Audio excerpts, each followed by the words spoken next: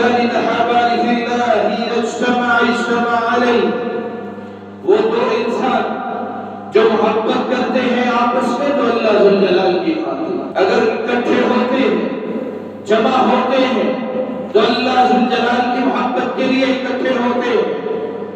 وَإِذَا تَفَرَّقَ عَلَيْهِ، اور جب ایک دوسرے سے جدا ہوتے ہیں تو اللہ ذوالجلال کی محبت کے لیے جدا ہوتے ہیں۔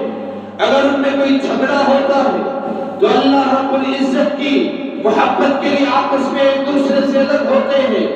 جو شخص یہ کام کرتا ہے اللہ رب العزت کل قیامت کے دن اس کو اپنے عرش کا سایہ نصیب فرما دے۔ آج ہماری محبتیں کس کے لیے ہیں؟ کوئی یونیورسٹی میں پڑھتا ہے تو وہ سمجھتا ہے یہ میرا دوست ہے، مجھے اس سے محبت ہے۔ گھر کے اندر اگر کوئی رہتا ہے اپنے بھائیوں سے محبت کرتا ہے، کوئی اپنے کزنوں سے محبت کرتا ہے، رشتہ داروں سے محبتیں بڑی ہیں، لوگوں سے بڑی محبتیں پالتا ہے۔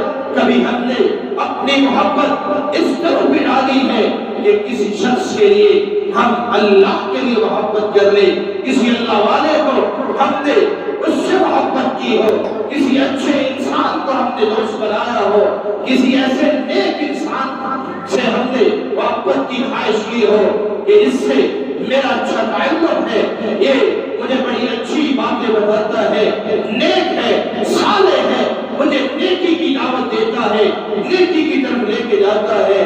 آج ہم نے محبتیں ساری کی ساری دنیا کے لیے رکھ دی ہے، کسی ایک بھی ایسے انسان کے ہم نے دوست نہیں بنایا جو نیک ہو، جو اللہ کی طرف بلانے والا۔ رسول اللہ صلی اللہ علیہ وآلہ وسلم آپ نے فرمایا ثلاث من كن فيه وجد بهن حلاوة الإيمان، تین ایسی چیزیں ہیں جو انسان ان کو پا لیتا ہے سمجھ لو اس نے ایمان کی مٹھاس کو پا لیا ہے، ایمان کے ٹیسٹ کو اس نے چکھ لیا ہے۔